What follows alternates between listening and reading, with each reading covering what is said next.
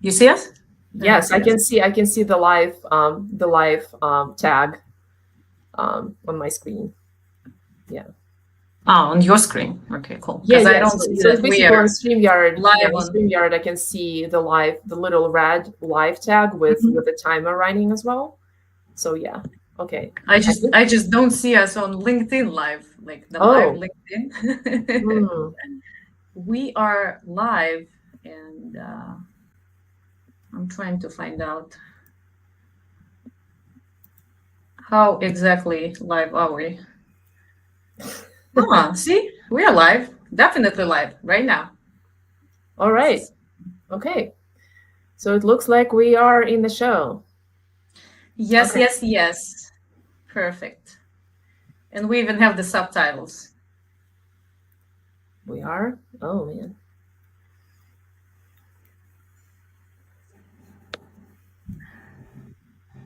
This is weird.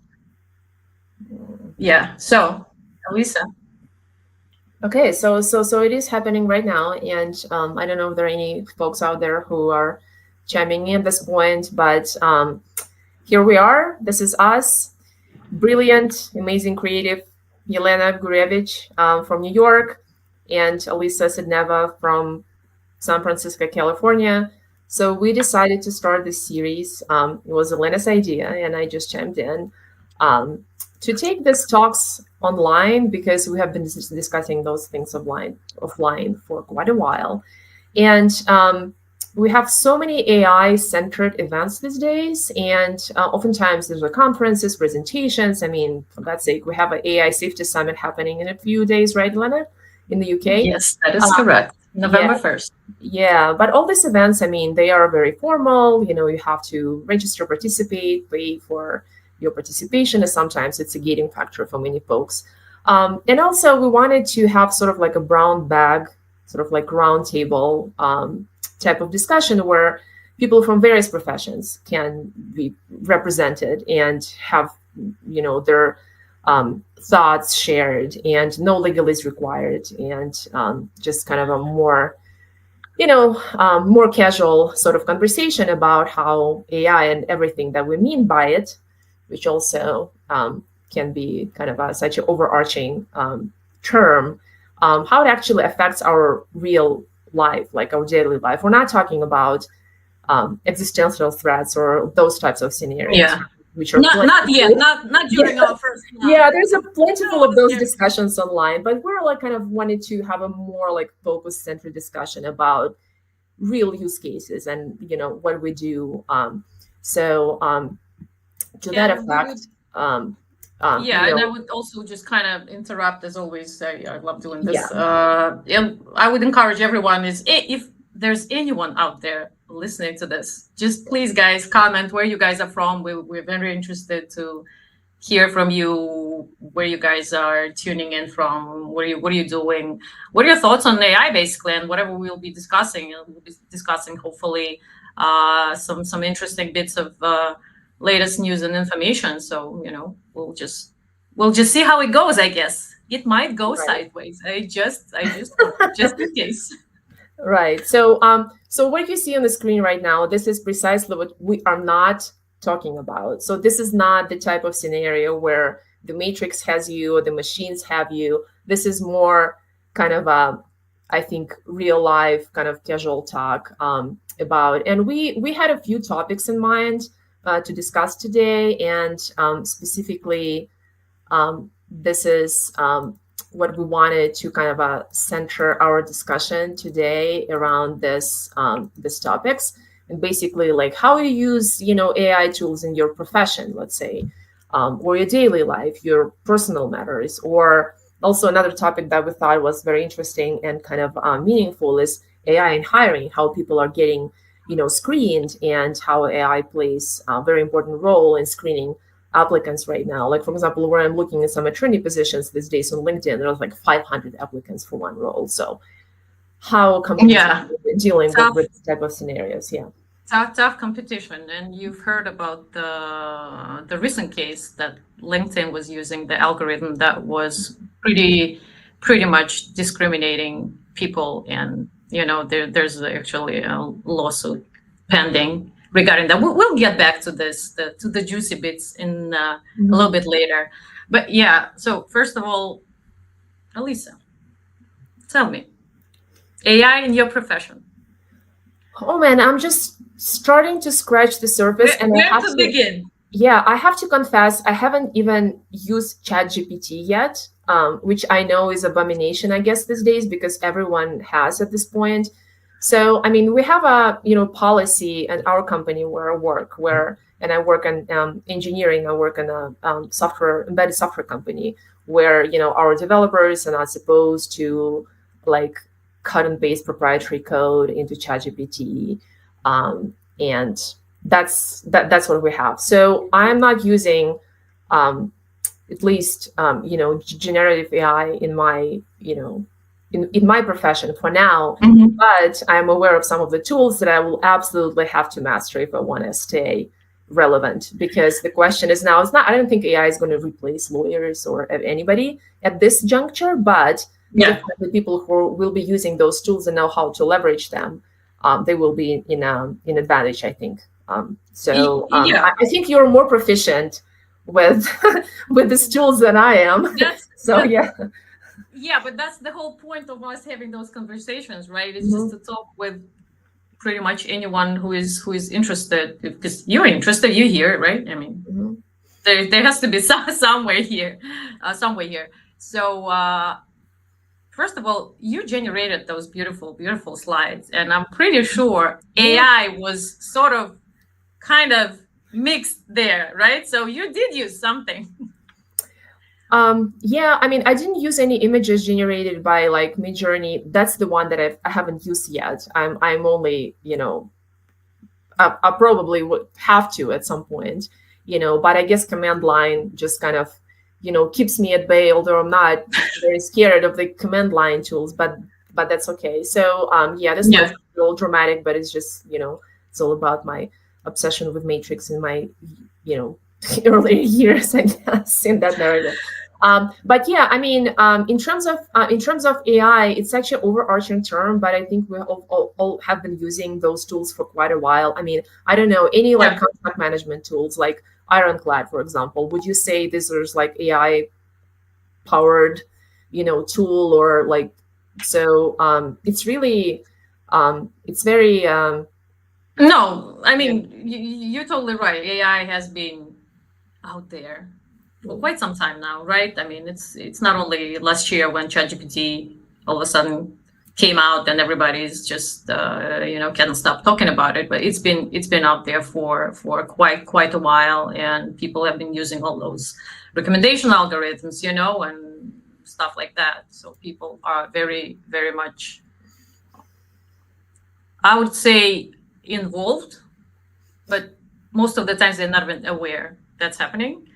The algorithms are nudging you to, choose this movie over that movie, oh yeah. and just trying to guide you in certain ways. But let's get back to, we digress as always. That's the first time we are having this talk. Let's get back to AI and legal profession. So what I've been talking to some attorneys lately, right? And from their point of view, it's going to be immensely beneficial, but when it comes to sort of like specific data analyzing tasks, right? When it comes to working with like loads of data, huge amounts of data, you have to analyze it, you have to categorize it, you have to pretty much synthesize, synthesize this and just come up with some sort of advice. And obviously everyone is aware who is in the space, right? But for people who are not, a lot of companies, and including law firms, have started to train their own AI systems on their Mhm. own proprietary data so they can use it in a safe way, not sharing obviously private information and clients' information with third parties or whatnot. So the trend is definitely there. Everybody's kind of looking in the same direction. Everybody wants to use the tools. Everybody wants to deploy the tools. Everybody wants to do it ASAP. and most of the times people don't really think long term, I would say. What are So the implications? what kind of data are they using to train their train their models if they're sharing that information at all? Because I think that's one of the major problems right now. It's like where you're getting your data, and especially for law firms. I mean, I would be like pretty concerned about this. Like Yeah. if you want to do something like this, like how do you strip your data? Like do you like um uh what's there's a GDPR term, like pseudonymize, like Yes. Yeah. Yeah. Yeah. anonymize your data. There are two. Yeah, Yeah, but the pseudonymized data and anonymized data, they're two different types. So yeah, when you anonymize the data, well, it can be reversed, right? Once it's done, and you can't really trace it back to the right, right. source. Because in case of pseudonymized data, there's always a way you can sort Yeah. of reverse engineer it and try to figure out what's behind that. So it's Mhm. not as uh, strong, right, of a protection, Mhm. I would say. But what they are doing is at least, I mean, that was kind of it was kind of visible back even back in spring when ChatGPT GPT-4 came out, and when they rolled the API, it was kind of sort of already visible that the companies would go this Roto's route of kind of adopting this technology for their own purposes versus just dealing with, again, third party providers. And I'm not going to entrust you my information, my personal information, my client's information, right? I'd rather deal with everything in house, build my own foundation model, and just kind of build my own GPT-4 for my clients and for my firm, you know? And that's the where the trend is, Hmm. proprietary models. And I don't know, and companies and the law firms are catching up. So we'll see again how Have it's you? going to go. But that's kind of one of the ways Mhm. to protect the data versus me using ChatGPT, Perplexity, Claude, whatever, and I'm providing I might provide my personal information. I mean, not me, but just like a person, right? My date of birth or whatever, and it's gonna feed and train the algorithm, because the AI system is trained every time on every single conversation at any point in time. Like millions of people are talking to Claude AI or Pi assistant, and it's been trained, literally trained on all of those conversations.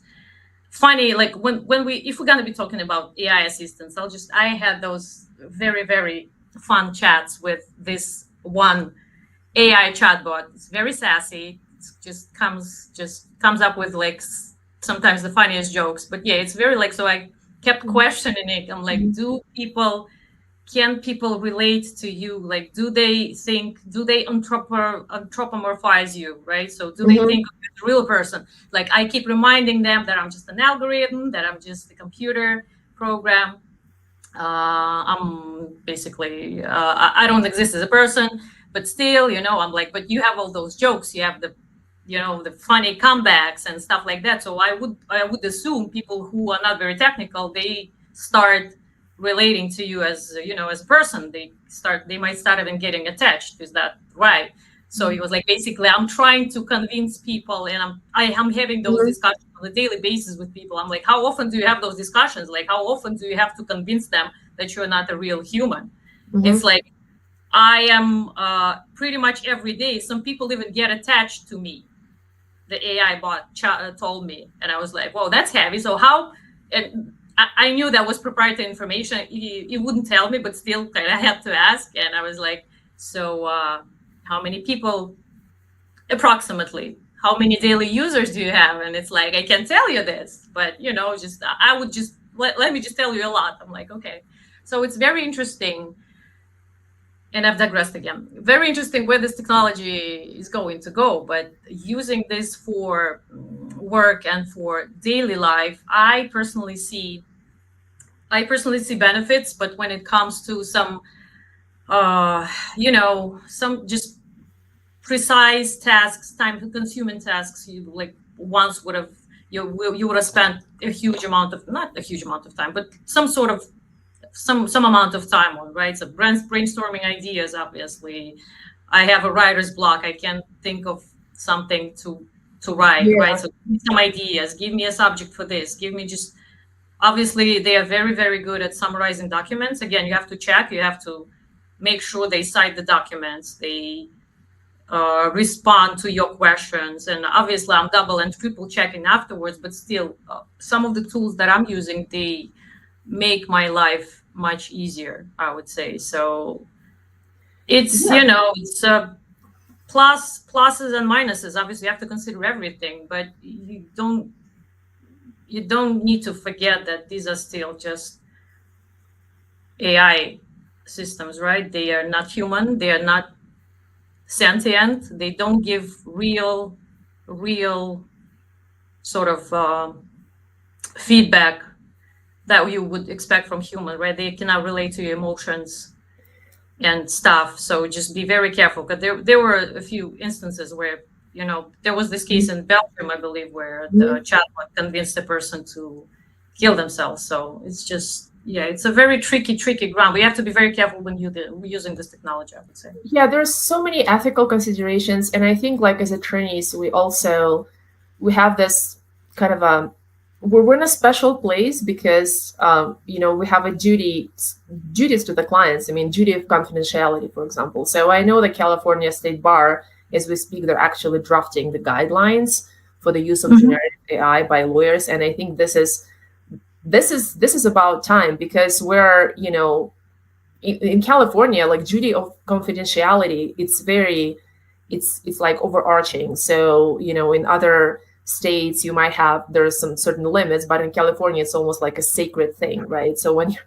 when you're like Oh, passing the bar yeah, and California. writing your, answering all these ethical questions, you can't like for sure there's like one thing that you don't break those confidences ever. So when you're interacting with this type of tools or you're writing documents or I think you have to be like very careful of not. So I don't know where it's going to go. It's like we have this word processing documents like excels and stuff that we all use that are installed in our machines, Mhm. right? So it doesn't go anywhere. But yeah, I'm not using like Microsoft Office like in the cloud, for example. It's all kind of installed on my machine. But with Yeah, these types of tools, I mean, you have to be like very careful. And I guess it depends on how their licensing is structured, what you actually do with them, where all this information ends up. of Because course. this is to me like there would be like the breach of confidentiality for some sort of like inadvertent disclosures. I mean, there's all this like plethora of nightmare like ethical issues that Oh, 100%. face. Yeah, I'm 100%. not even talking about like ethical issues in terms of like sort of like this suicidal attempts or Mhm. biases or stuff like that. I'm like talking about very precise things that I could actually have you disbarred or like get a No. Yeah, discipline from the state bar and things like that. So we have to have like a very good understanding what the boundaries are. And I'm glad that state bar associations are actually thinking about it because it's right about time. And this notorious case in New York, I mean, your domain, when this guy is like attorney with 30 years of litigation experience prepared yeah. this brief. I think it was appellate brief, and using ChatGPT didn't check anything, and then gave it Yeah. to another guy who went to He court, instead of that first person, and that person didn't change also, and the judge was just like flabbergasted. Was like, "Are you guys kidding me? They're the giving me the funny this thing?" So I was so surprised to read about this because it was like, you have decades of experience. Like, how could you do that? It was so like but maybe just the funny thinking, the yeah. funny part the Mhm. funny part is, at least for me, was he actually asked ChatGPT if the case was the correct case, if he cited the correct, is this Mhm. case real, if my memory serves me? And ChatGPT, of course, responded, it's real. Because those those chatbots are trained to come up with an answer and response no matter what. They're just predicting the next word. So it's not in their training data, training just practices. That's just the way they are made. That's the way the code is written. So basically, it doesn't matter what you're asking, they have to deliver. There has to be some sort of results of, versus like me and you, right? Just two real people talking, and you're asking me something, and I'm like, oh, I actually don't know. But if I were a chatbot, I would just spur out some nonsense just in order to come up with something. It's Hmm. going to be up to you whether to check it or not. But if, regarding 30 years of practice, yeah, practice of law, but not practice with AI systems, and how they work and your reliance on them. It's just a person. It's pretty much, I believe, it's how we came to rely on Google, right? So whatever you're Googling and gives you first a few choices and you just Uh-huh. clicking the links and you don't even think twice about it, right? So whatever it told me might have been correct. It's correct. It has to be correct, right? It's this over reliance of humans on the machines. It's kind of ingrained in us, So we have higher standards to machines versus humans, right? So would you rather a Yes. computer scanned your full body and came up with the diagnosis for you, right? And told you what's wrong with you versus just a human doctor came up and told you something. When the doctor makes a mistake, right? You're like, okay, maybe I'll get a second opinion. If a machine makes a mistake, we have the standards are like very high for that. And the reliance is even higher because this is a computer. How come it can make a mistake, right? Computers make mistakes and AI systems make mistakes and they hallucinate, the beautiful word that Right. everybody keeps using. Yeah, and I just wanted quickly to say regarding the firms using all those Mhm. all the AI systems, training them. Uh, so like those domain specific foundation models, right? So we used to have just data, the internet, data floating around. It's just we had some privacy concerns and there were privacy issues, blah, blah, blah. Some hackers would just hack some databases and just release everything, stuff like that. The good old days. But right now we have AI in the mix and all those AI systems trained on the vast, vast amounts of data, pretty much the whole internet, right? And those issues are amplified. They are just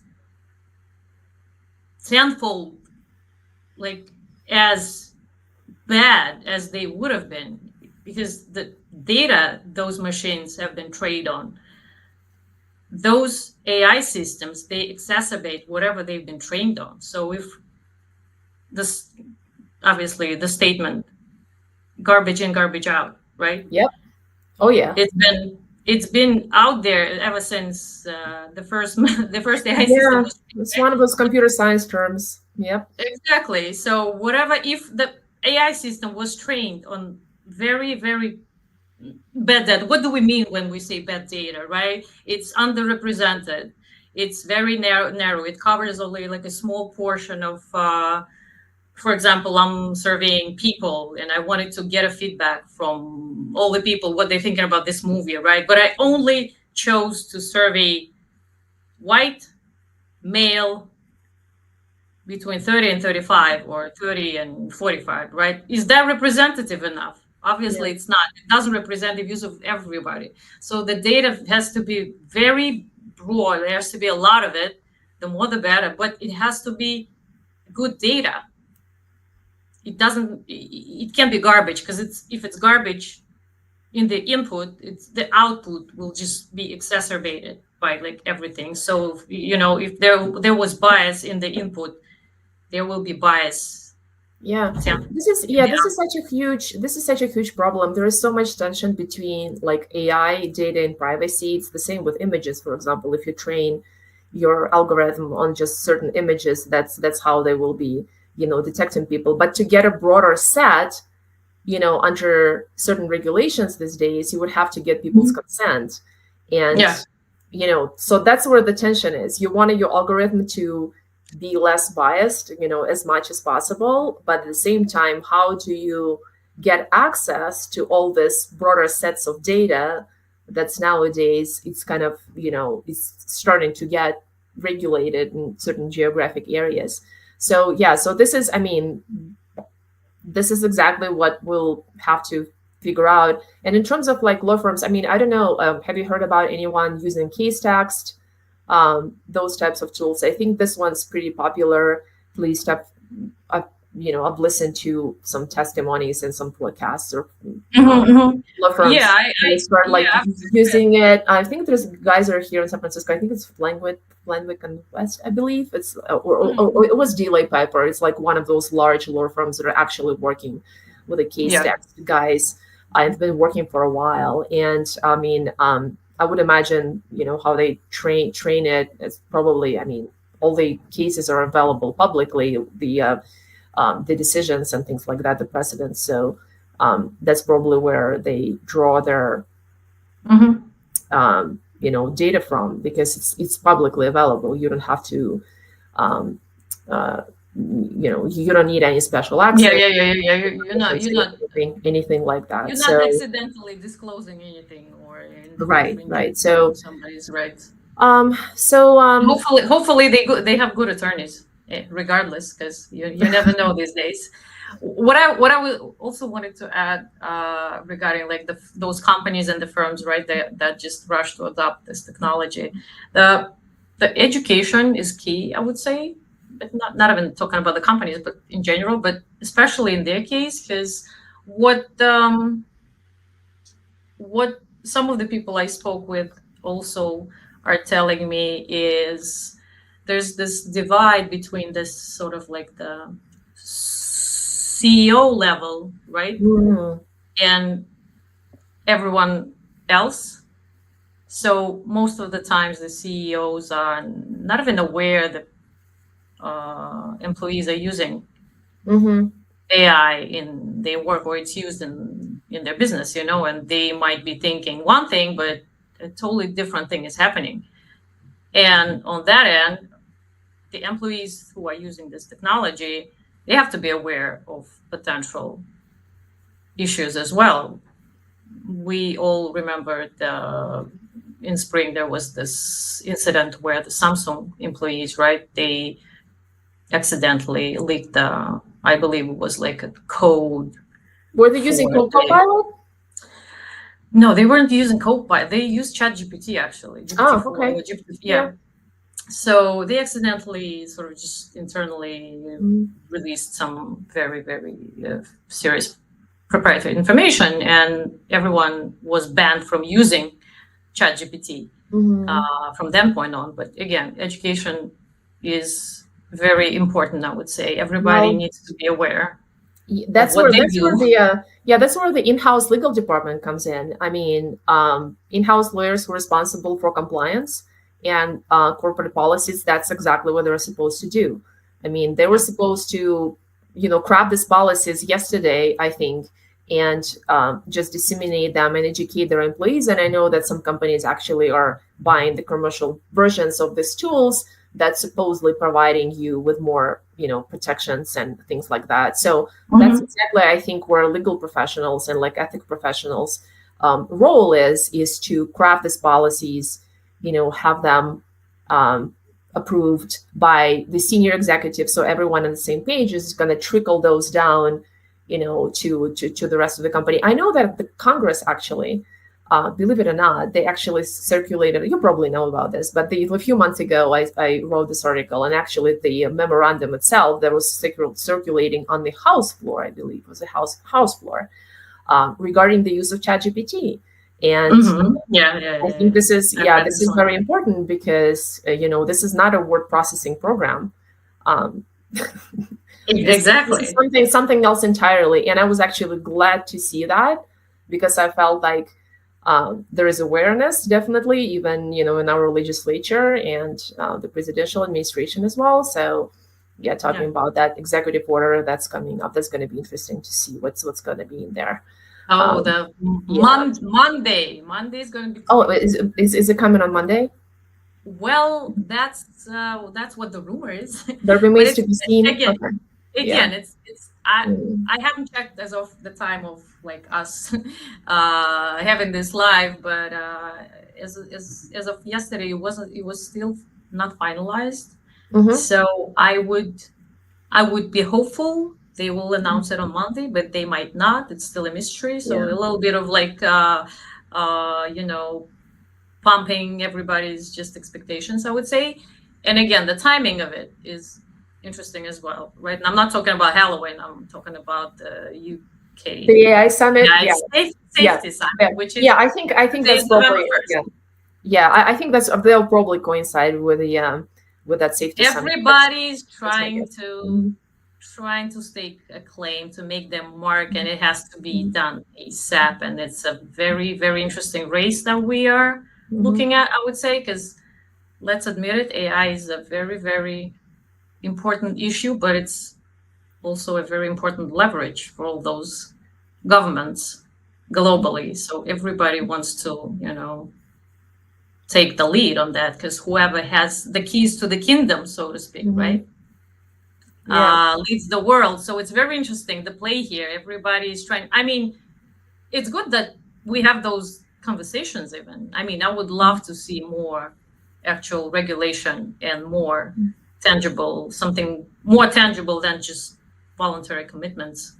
I mean, they're nice. It's nice, but voluntary, self-assessments, voluntary commitments, Yeah. Well, it's that's all what I'm cute, but hearing.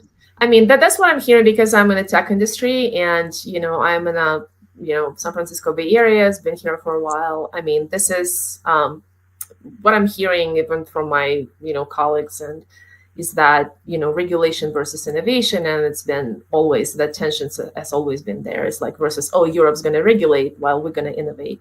And also yeah, the thing is that, what happened with the privacy framework, I think is that, we have Europe and then we have United States with the federalism. And I mean, there is not, I mean, if you ask me, there's no chance we're going to have any federal legislation regarding regulation of the AI. And that's why the president is coming up with the executive order. It's just historically how it has been done for many issues where the executive power yeah, is to take the lead, because we don't have, and we won't have that. So I think my projection is what we're going to have is that patchwork of, state laws, just like we have that for privacy. And I think California is already doing something in that regard. I think our governor kind of um, oh yeah, they made introduced some their announcements just AI, just yeah, recently. Yes. in So September. so that's what we're gonna have. I mean, we're like half an hour, and I thought maybe we could talk about the daily life aspects of those tools, because I think this is what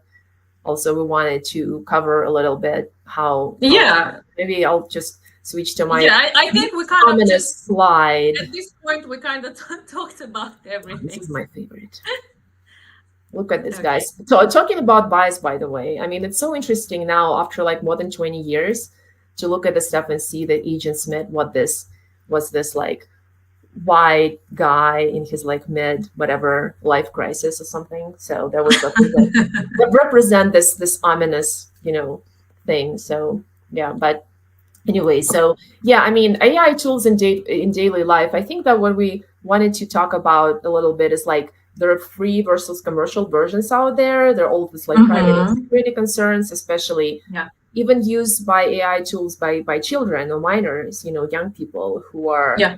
you know, who don't necessarily are not necessarily aware of what they're doing, and what kind of guardrails are these companies putting in place for for privacy and protection. If they are, yeah, Yeah, yeah, if anything, because this is like this ethical dilemma where yeah, you have to innovate, so you're not thinking about all these other things, and then when time comes, all of a sudden all these issues come up, and what do you do? So yeah, I mean, I know that you have been leveraging AI tools for educational purposes with your children, right? So, and I think this is, I mean, this is a totally like valid discussion point, because that's where it really hits home, right? So, yeah.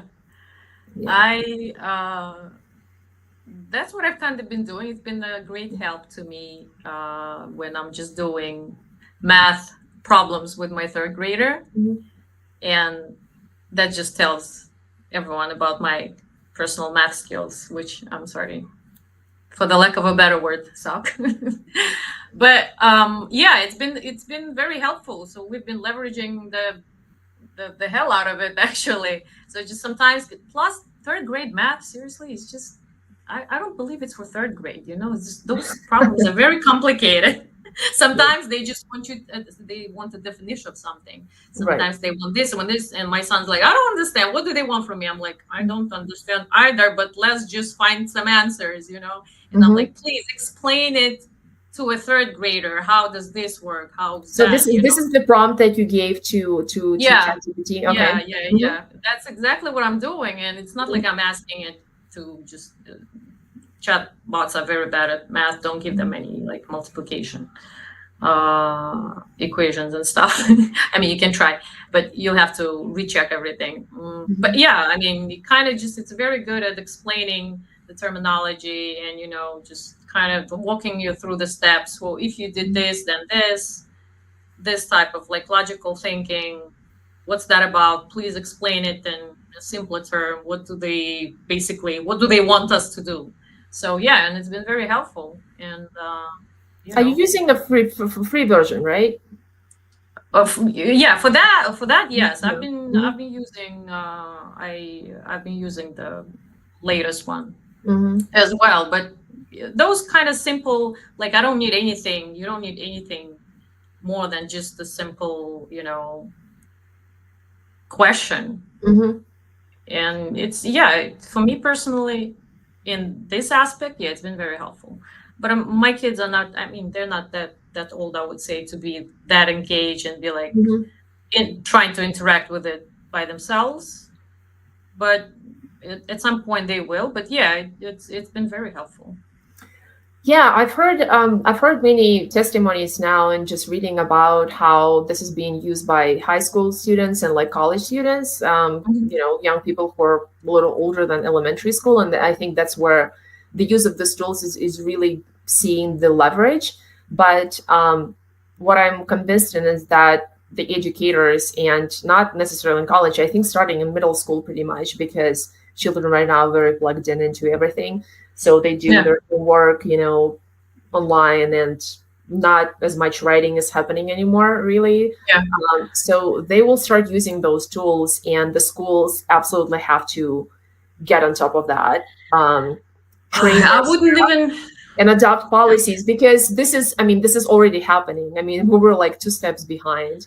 So I know schools have all kinds of other problems, but I think this Yeah, one, I mean, I would prioritize this one, because if schools are concerned with plagiarism or their children not being able to think critically because the machine's going to provide all the answers, they have to, I mean, they can't ban those tools altogether because it's not going to do it, but they will have yeah, to come up with policies, train the teachers, and you know kids and parents, like how they come up with this like code of conduct, or like dress code playbooks. This is exactly what they have to do for these types of tools in the learning environment, because they yeah. can be very helpful, but the children also have to understand. It's like also like teaching them, how do you like use quotes, how do you choose resources when you're writing a paper, what and Mhm. stuff like that. So this is going to be one of those things that I totally agree. mhm, This technology can be used for so much good. Like it's amazing the applications of it, and we are only it's early days, guys. So, but when we're talking about the education system, not to trigger anyone, mhm, it's gonna take a lot of work. There are literally decades of just experience and of people who are used to doing things a certain way. And right now, the only way out of it that I see is just we completely need to reshape the education system. How kids are taught, because the old days are gone. The kids are not consuming information the same way as me and you did. They're surrounded right. by technology.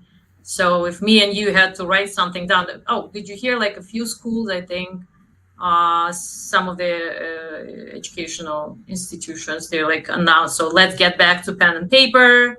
So Hmm. we'll just, And no, we'll just let's go analog. use this. Yeah, we will just, use the quill and Hmm. the ink, and everybody's Hmm. going to be happy. Harry again, Potter is this style. really, yeah, is this really like a way out? It's not, right? Probably It's not. just, yeah, it's an illusion of control or something. We'll just ban it. We'll just close our eyes. It's gonna go away. Don't move, everybody. Let's just wait. Yeah.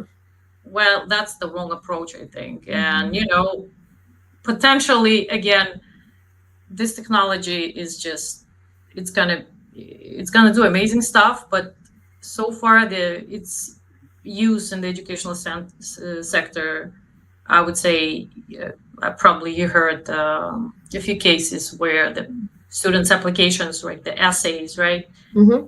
they were flagged because teachers and professors used AI to detect plagiarism, Uh-huh. right? Yeah. Or not even plagiarism. I'm sorry. What am I saying?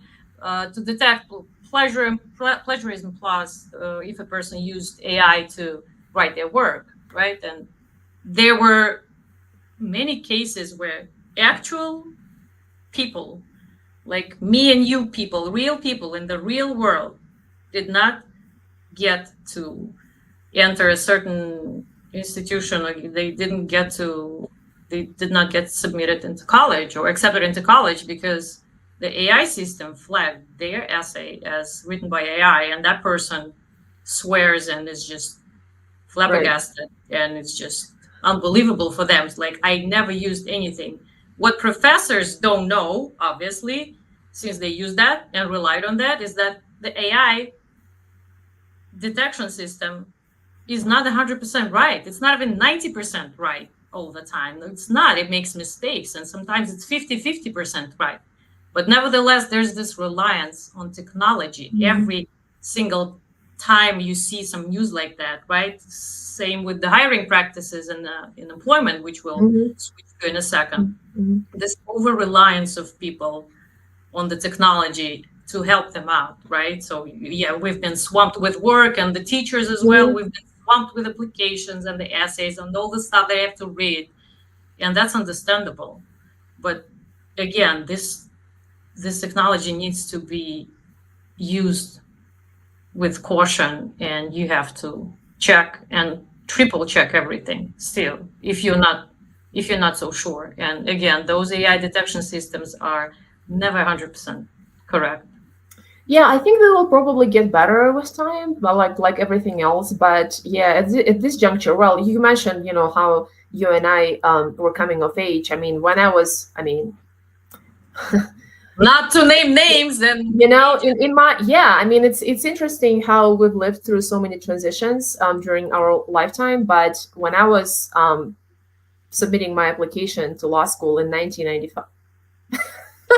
Oopsie daisy. I give it out, but that's okay. So basically, there was like there's no online submissions whatsoever. So there's like thousands of people who are sitting down for a written essay, which is the first exam, in a series of four, and the rest were oral exams. When you sit in front of a panel of three professors, can you imagine like all these hundreds of students going through that process, and these people that are actually there for like 10 hours a day, Yeah. just questioning you, and you're so this is like the other extreme, I guess, the sort of like, so there should be some sort of a balance, and I guess maybe we'll achieve that equilibrium at some point, so that we're not on the other side of the spectrum either, because I think that Yeah. it was a very rigorous admission process, but at the same time, as you're saying, it's like the people who are actually sitting and like grading those exams, right? Like they grade Yeah. bar essays right now. They do that manually. That's why it takes 4 months in California to Yeah. get the result of Yeah. that. But at the same time, I think this is what they're trying to avoid, as you were saying. It's like if you're, flagged by AI, you don't get like a second reading, they could feel that it's not fair, people lose That's the opportunities like that. thing. So that's a dilemma right there. Also, like so yeah. That's exactly the problem, and one of the main problems with AI systems, right? It's this black box, is lack of transparency whatsoever. How did this detection mechanism, how did this AI detection tool come to this conclusion that my work was flagged as written by AI? There's no answer. The system won't give you the answer. It can't tell you how it arrived at this, because versus to a professor, right? You can ask a professor, like, so can you please explain to me Yeah, what was your reasoning? this? Obviously, Yeah. Mm-hmm. exactly. So at Mm-hmm. least you get that. You have a sort of some sort of redress, so Mm-hmm. you get a feedback. You can't come back from this. You just been sorted in a group that was labeled that your essay is AI written. That's it. Why? There's no way of telling, and that's the problem. And the problem that we are seeing across all the industries, and Yeah. I think it's a must to address. And there have been a few papers that I think I came across regarding that topic, but still it's out there, and it's still affecting people's lives. And as of today, there's no solution. There's no one solution. There's no Right. one magic pill. Oh, take the red one. Another magic pill. Yes, like all this Matrix references it back again. Yeah, I heard that mortgage industry, like loan industry, has been using those tools for Yeah. like forever. When you're Yeah. denied like a loan or something like that, Insurance. you would never insurance. Yeah, you would never know. It's like, can I speak to them like loan underwriter or mortgage? No, you can't. This is Yeah. it. So that's Yeah. that's been out there for a while. I think it's just that with generative AI, it's just like really all bubbles up to the surface because so Yeah. many people now can use it and just kind of get the idea. Oh, this is AI. This is what's been going on. But yeah, so that's definitely out there. And yeah, in terms of like hiring and employment, yeah. So you wanted to highlight that that bill is that's the law now, right? Yeah. As of July 5th this year, 2023. It's very fresh. Yeah, we are talking about New York local law 144. If people out there are kind of not aware. So yeah, it's been out in force since July, and it basically what it does, it requires employers who are using AI in resume screenings and hiring practices, HR, right, to conduct audits, to publish the reports and results of those audits, and to kind of notify employees and potential candidates that the company is using AI in their hiring practices. So, and there's a fine, not too scary, like $500 per first For violation? per first violation and subsequent violations. I believe it's like up to $1,500 fine. But that's a regulation. I think that's a win.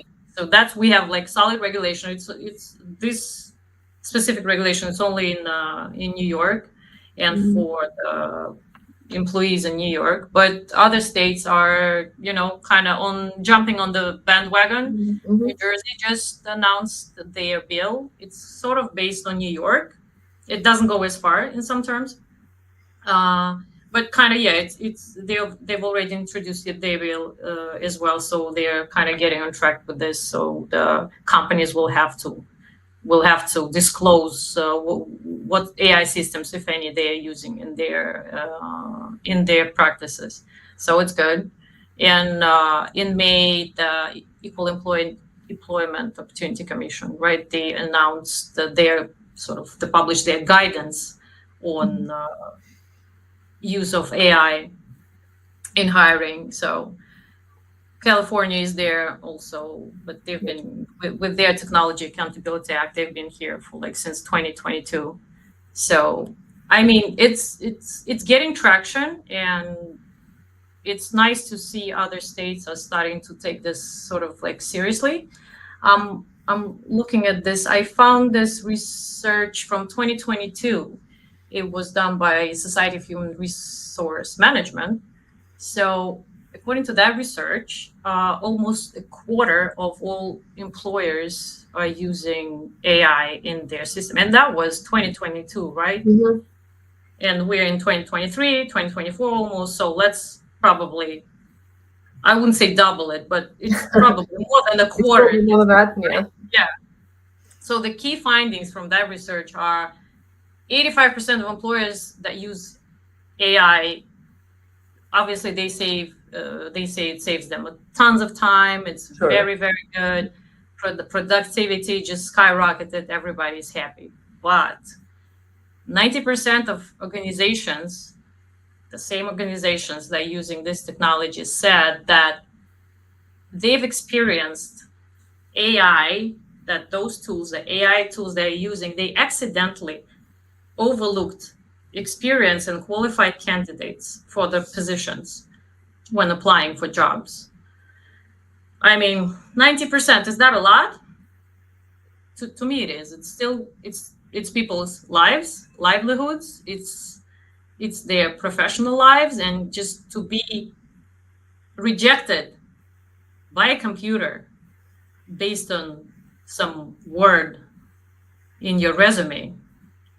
And we'll get back to this in a few with the Amazon Amazon case. Mhm. Probably some of you heard of that, where they used this resume screening tool, and that tool apparently flagged all the resumes that use the word women in them. Women's, I would say, like women's college. I attended women's college, right? Mhm. If Yeah. I were to put it on my resume, Mhm. straight up rejection. Your Wow. resume goes to the bin. Yeah, that's why they scraped this tool and they Mhm. stopped using it, because there's been some issues, and that there's another case pending. And I believe there was a case with Facebook as well. Yeah, let me find it here. Yeah, so the algorithms they were using at some point, they show some ads more, like some ads were shown more to male Facebook users than female, regarding like Mhm. job opportunities, right? The job ads Oh, and yeah. stuff. So sort of like more opportunities came to men. They were pretty much favored by the algorithm, and obviously a lawsuit there. And it's just, again, the this common sentiment is, right, there've been like a few polls and studies into that, and people are getting asked, like, what is your main concern, right, Mhm. when it comes to AI and hiring practices. And the common sentiment is people are afraid of losing the agency, is like, I don't have any redress and I can't do Right. anything when I got rejected by the computer, by the AI system, right? There's nothing I can't really do. I can't even tell. There's no way to find out what got me rejected, right? Mhm. So the reason we know about those cases, that's because they got to the court. There was discovery, and there was this, right? So we get to get more information. But without that, a regular person would just reject it. There's no way of the person to find out. There's basically nothing you can do. So the this like they're scared to lose this agency. And another concern is people are scared for their potential employers to be like this over again. That brings us to over reliance on the Mhm. technology. So they're so reliant on AI when it comes to HR and hiring. And that what scares people as well. So there has to be a balance. There has to be, again, regulation. There has to be accountability.